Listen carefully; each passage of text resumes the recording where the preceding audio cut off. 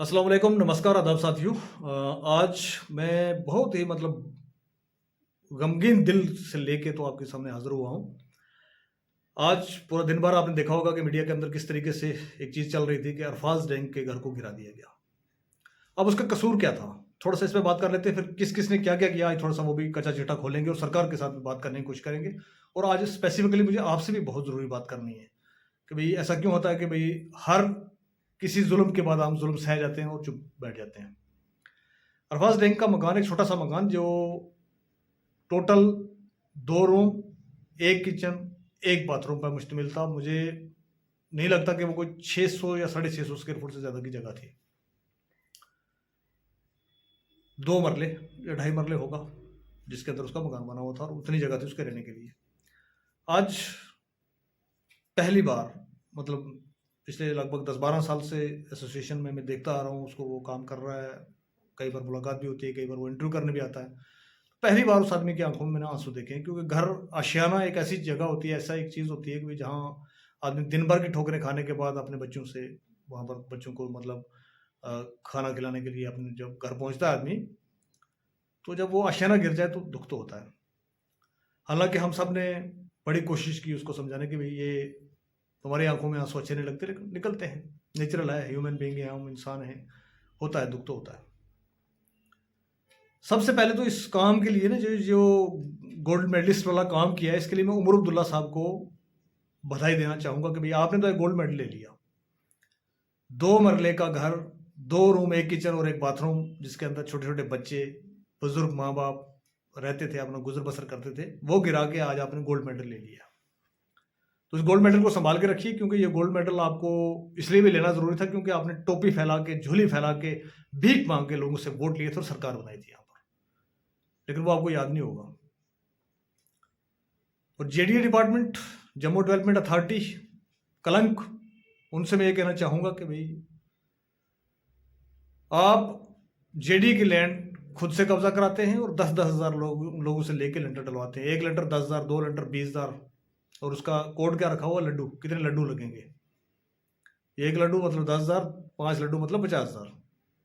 तो आप करवाते हैं, वो किसी से डका छुपा नहीं है।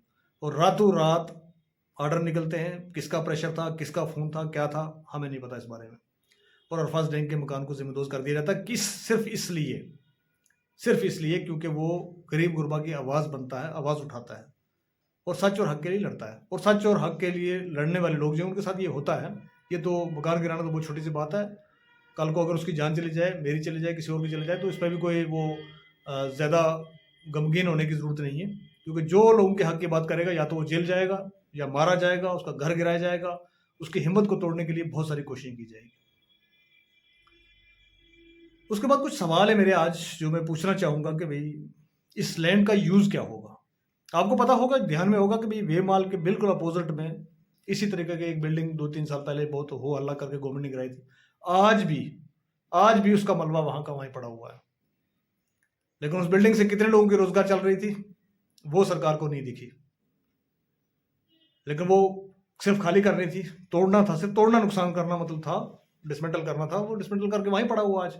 मैंने नहीं देखा वहाँ पर कोई कोई टावरिंग बिल्डिंग खड़ी कर दी है बिल्डिंग गवर्नमेंट ने, कोई पार्क बना दिया है वहाँ पर लोगों की फैसिलिटी के लिए, कुछ नहीं, नथिंग।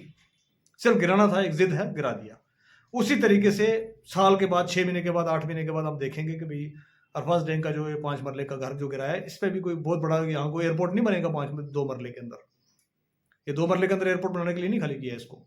ये 2 मरले इसलिए खाली कराया गया है, इसलिए तोड़ा गया है उसके घर को कि ताकि उसके बच्चे इस ठिठुरती सर्दी में बाहर रहें रोड पे, उसके माँ-बाप जो 80-80 साल उनकी उम्र है वो रोड पे रहें।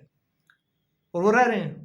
जो थोड़ा बहुत सामान कहीं वो लास्ट मोमेंट में वो निकाल पाए, उन्होंने निकाल के रोड के ऊपर रखा हुआ है। जाके देख सकते हैं, ये वेव महल की बैक साइड की बात है। तो लैंड का यूज़ क्या होगा उमर अब्दुल्ला साहब, कौन सा एयरपोर्ट बनाएंगे आप वो एक बार बता दें? और क्या ऐसी जेडीए की लैंड सिर्फ अरफाज के पास जो 2 मरले थी वही थी, इसके अलावा और कहीं नहीं है? यहाँ पर बहुत बड़े-बड़े लोगों पे लगा कि जेडीए की लैंड फलां जगह केस चले, मीडिया में हो हल्ला हुआ, बहुत कुछ हुआ, कोई कार्रवाई नहीं हुई, हम देख रहे हैं उसको भी। तो लेकिन आपको अरफाज डैंग का मकान मिल गया गिराने के लिए। और उसके बाद एक और सवाल है, बड़ा महत्वपूर्ण सवाल है कि भई कल भी मैं देख रहा था नगरोटा के अंदर किसी चिट्टा बेचने वाले किसी आदमी के ना प्रॉपर्टी को अटैच किया गया, और चिट्टा बेचने वाले लोगों की प्रॉपर्टियों को अटैच किया जाता है। ये हम देख रहे हैं, आप सब लोग भी जानते हैं कि भी अटैच किया जाता है। एक वो पुलिस आती है, एक बैनर बना के वो लगा के वहाँ पर ये प्रॉपर्टी हमने अटैच कर दीजिए, यूज़, हालांकि वो उसी के यूज़ में रहती है बाद में भी। और चिट्टा बेचने वाला 2-4 दिन के बाद जमानत करा के आता है, फिर वो अपनी प्रॉपर्टी को यूज़ करता है, सिर्फ वो बेच नहीं सकता। इतना ही है, अटैच करने का मतलब इतना ही है। तो क्या जो नस्लें बर्बाद कर रहे हैं, जो जनरेशंस को आने वाले को खत्म कर रहे हैं, जो खोखला कर रहे हैं जम्मू कश्मीर को अंदर से, जम्मू कश्मीर के नौजवानों को अंदर से, उनकी प्रॉपर्टियां अटैच की जाती हैं।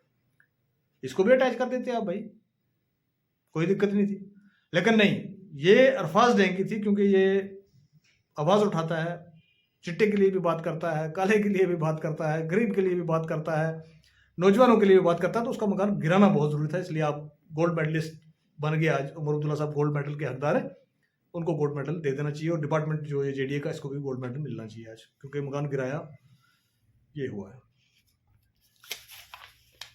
इसके बाद आज एक बहुत महत्वपूर्ण फैसला आप पे छोड़ता हूं, आप सब जितने भी देखने वाले मेरे दोस्त हैं, साथी हैं, कि भाई आगे का क्या।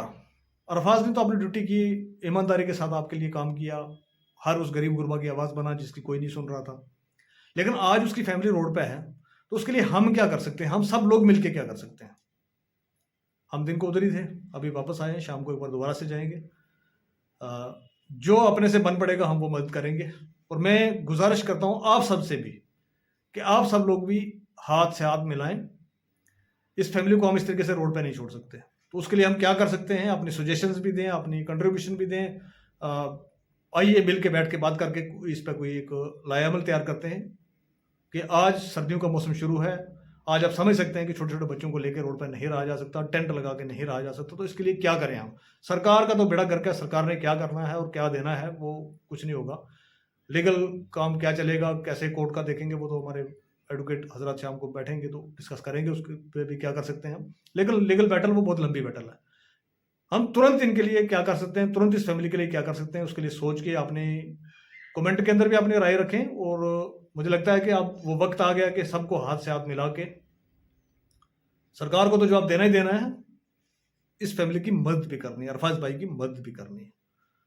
तो उसके लिए मैं आप सब लोगों से गुजारिश करूंगा कि भी मीडिया के अंदर जो हजरात हैं वो इस वीडियो को चलाएं, और जो लोग शायकीन देख रहे हैं वो उनके हैं, हमारे हैं, उन सब से गुजारिश है। जो लोग पसंद करते हैं कि अरफाज एक अच्छा काम करता है, उन सब लोगों से गुजारिश है कि भाई आइए मिल के इस आशय को हम दोबारा से बनाएं। कैसे बनाएं, क्या करें, वो बैठ के बात करते हैं। बहुत बहुत शुक्रिया। अल्लाह हाफिज़।